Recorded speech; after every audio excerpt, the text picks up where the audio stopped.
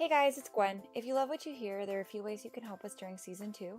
First, don't forget to subscribe to the Fresh Fiction Podcast on iTunes, Stitcher, and Google Podcasts, or any of your other favorite podcast apps. Rating, reviewing, and sharing the podcast with your friends helps us out more than you'll ever know. Sharing is caring, as they say. You can also find me on Twitter and Instagram as Real Vixen. The Fresh Fiction Podcast is brought to you by REVELL Books and Bethany House, publishers of River to Redemption by Anne H. Gabhart. It's been over 150 years since slavery ended in America, but the conversation about this awful and dark part of our country's history remains relevant and necessary. Anne H. Gabhart's newest emotional novel, River to Redemption, features a young woman raised by a slave who chose duty over freedom, determined to save the life of the man who saved her. I'm thrilled to welcome Anne to the podcast. Oh, it's good to be here. Well, I'm really excited about talking about River to Redemption, but before we get started, I'd love if you took just a few seconds or a few moments to introduce yourself to us. Well, I live in Kentucky, live on a farm. I'm a farm girl, grew up on a farm. Love the country, love all the things in the nature. I always put a lot of pictures of what I see when I take walks on my Facebook page. Ooh, lovely. Love dogs. Love dogs. I've got a crazy dog that's kept me given me lots of exercise. And got three children, all happily married. They've gifted me with 9 grandchildren. So I've been married since I was 5, I think. I've been married a long time. You've gotten to that point where you've been married longer than you weren't, right? Oh, way longer. I did get married very young, so I wasn't really 5, but I was very young. So had reading always been a big part of your life growing up? Oh, I love to read. As soon as I discovered that somebody was responsible for those words in the books that I read, that was what I wanted to do. Wow. When I was reading Hardy Boy books when I was, I don't know, 9, maybe 8 or 9, 10, I decided that I would like to be a Hardy Boy. I wanted to be a Hardy girl, I guess.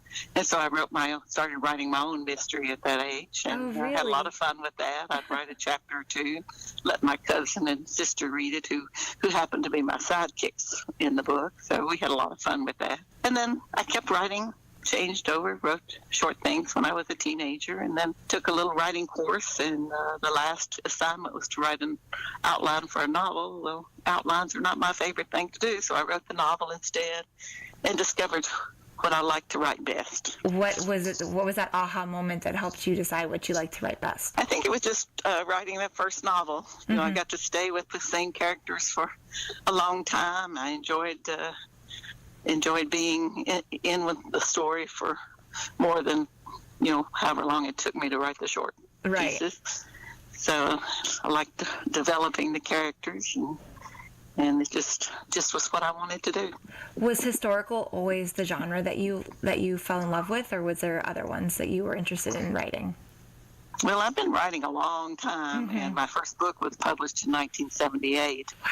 And I had written a couple before that. And actually, the first book I wrote was a Gothic novel. You remember Gothics, maybe? Yes. Those stories where sometimes when I'm speaking, I say the heroine goes out into the dark, stormy night, even though there's no reason to go out into the dark, stormy night. But that one didn't sell. I'd actually gotten an agent. She encouraged me to try historical, because historicals were very popular at the time. And so that's when I said, well, I don't like history much in school, but I decided, excuse me, that when you are reading the history you want to read, that's a whole different ballgame than when you're reading the history the teacher tells you to read. Do all of your books take place in like a historical Southern setting? They do. I've always set my books in Kentucky because that's, Kentucky's what I know. Yeah. I grew up here in Kentucky, so I know what the weather's like. I know sort of what the people are like, and that's one of the reasons I've always liked to choose a Kentucky background. I still find it so fascinating when there are historical novels that aren't just about like 1800s England or the Renaissance or something. So it's a great way to introduce readers to different areas or something that's even familiar for them. Well, I don't know much about 1800s England, yeah, but I can find out a lot about 1800s Kentucky. And the weather maybe hasn't changed that much since then. Yeah, probably not. Well, jumping down to River to Redemption, I know that this book probably had so much research involved with it, and then the fact that it was based off of a true story. Can you tell us a little bit about the story that inspired this book? Well, after I had finished my last book, I was sort of looking around for a new idea, and I happened to have a book that I picked up at a book fair that was, I can't remember the title of it, and I've searched for the book. I know it's here somewhere, but I haven't been able to find it. It was about unknown Kentucky heroes, and one of the stories was about Louis Sansbury, who was a slave in the 1800s, and that was during the cholera epidemic of 1833. Of course, cholera was a terrible disease. Yeah. And they really didn't know what was causing it at that time. You could get up in the morning and feel fine and really be dead by night. It was that dreadful sickness, and whole families could get it and pass away. It was just an awful thing.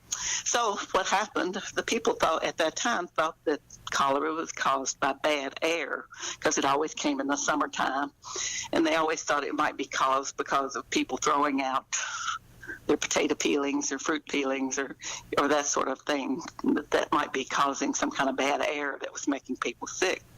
So when they heard about a cholera death, anybody that had the means to do so would pack up and leave town.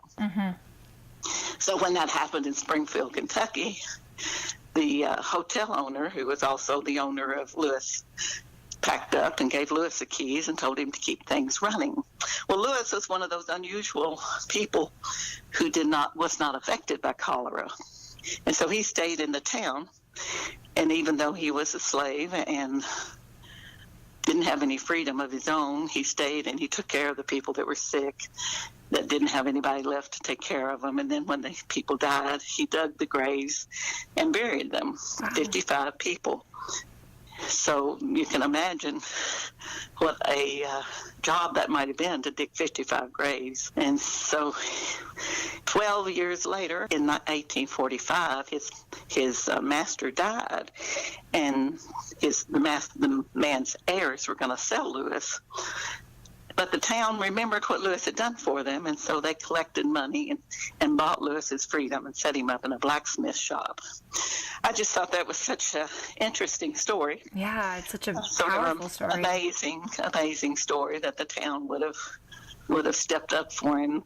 Made me think that Lewis must have been a guy that, even though he was a slave, that he might have been well respected in the town.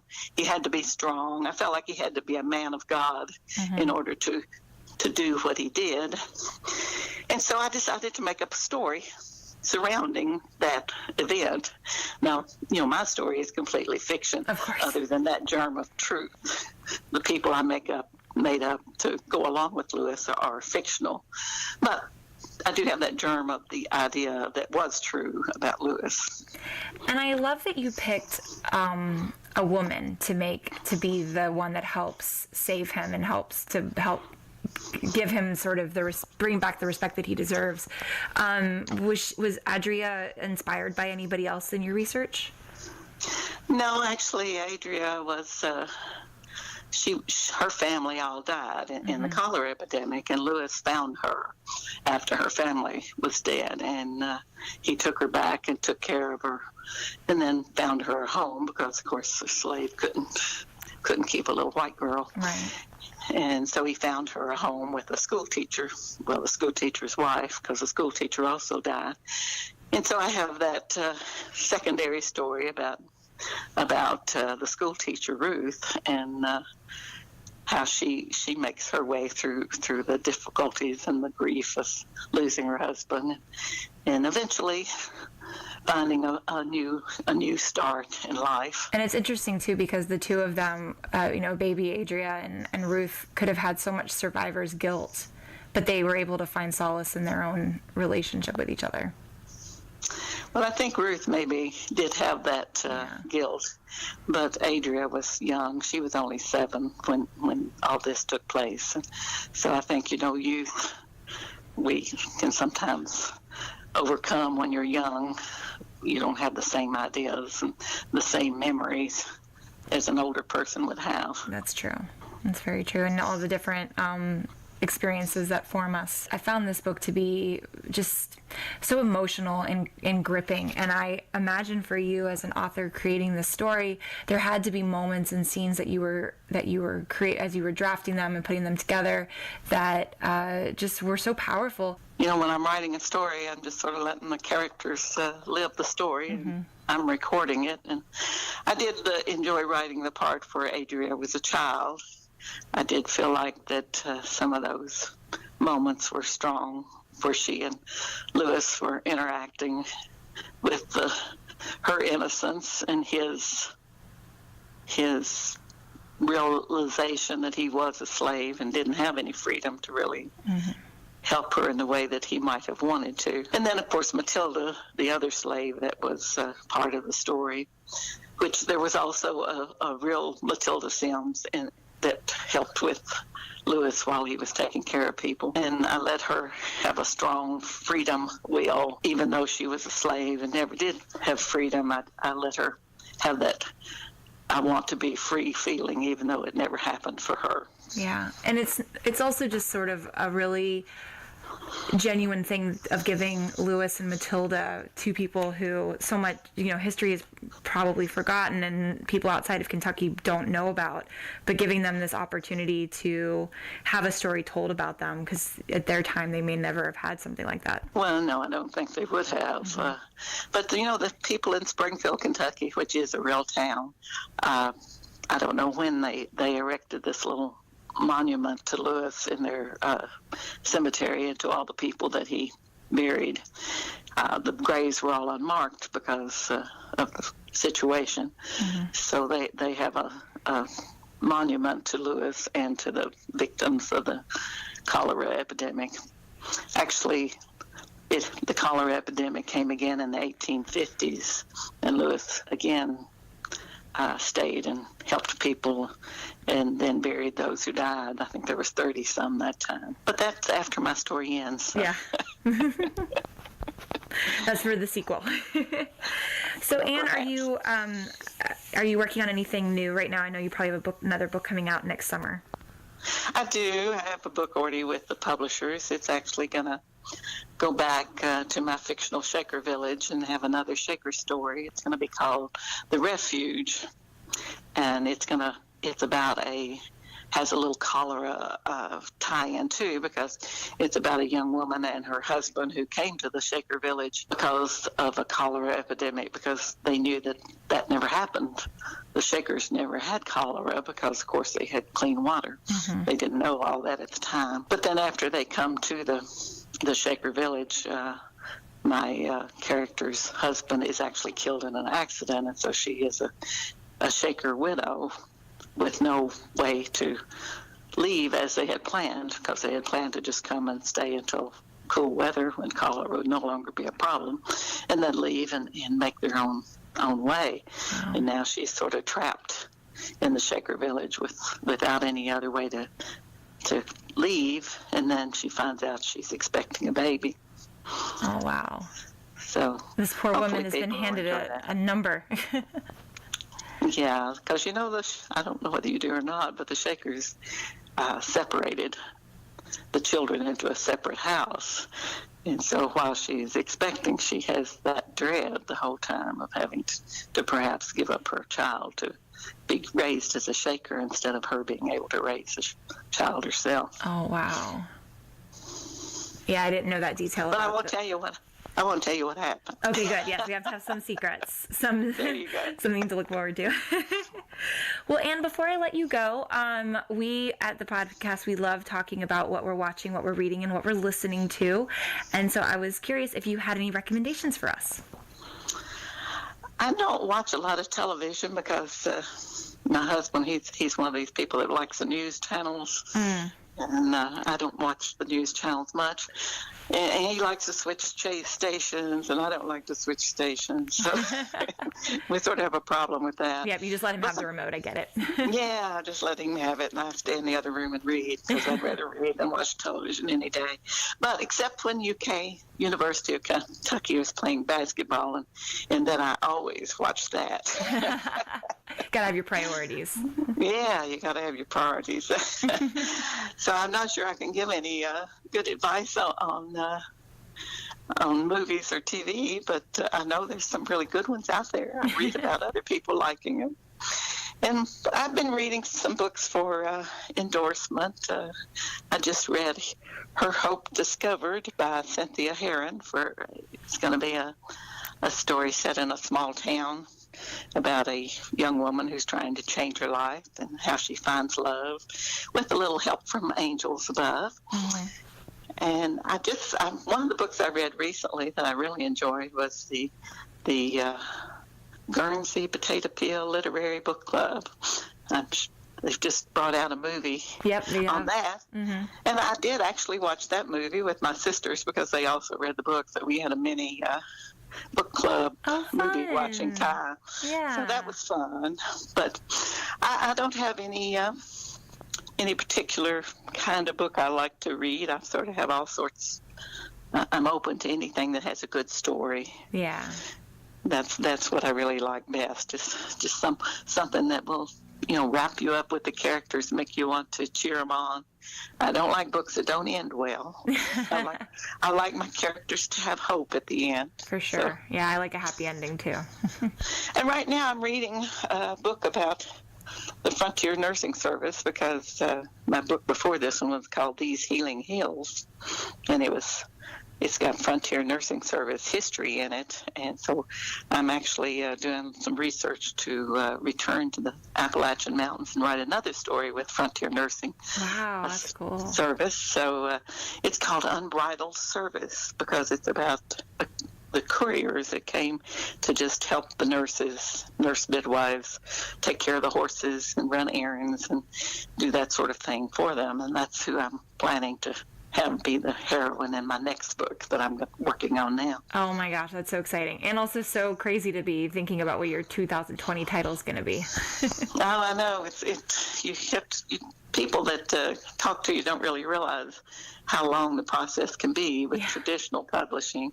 I know people that independently publish can get a book up a lot faster, but with traditional publishing, it's usually at least a year from the time you turn it in. I mean, for me, it's about a year to write it, and then about a year for them to go through all the edits and get the cover designed and have it all ready to go for this market. So it's sort of a process. Yes, it's definitely a process. But a good one. I enjoy working with REVELL and Baker Publishing Group. They're a great bunch to work with and have always make beautiful covers and make the books look as good as they can for people. Yes, they definitely care about their books, which is something that I think all the authors really appreciate. Yeah, it's always great to have a good cover. And the cover for River to Redemption, that was pretty much of a home run. That's a great cover. It is a great cover. Well, Anne, before I let you go, where can listeners find out more about you and how to stay in touch with you? Well, I have a website, www.AnnHGabhart,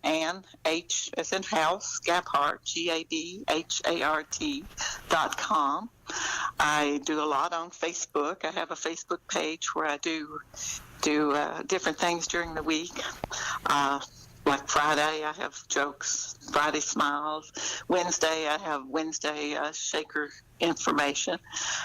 Sunday, I take a walk in the morning and I invite everybody to go along with me. So it's Sunday morning coming down. So we have a lot of fun on my Facebook page. Oh, fun. I also do some twittering. I don't do as much twittering as I do Facebook, but I do have a Twitter account. I'm there some of the time.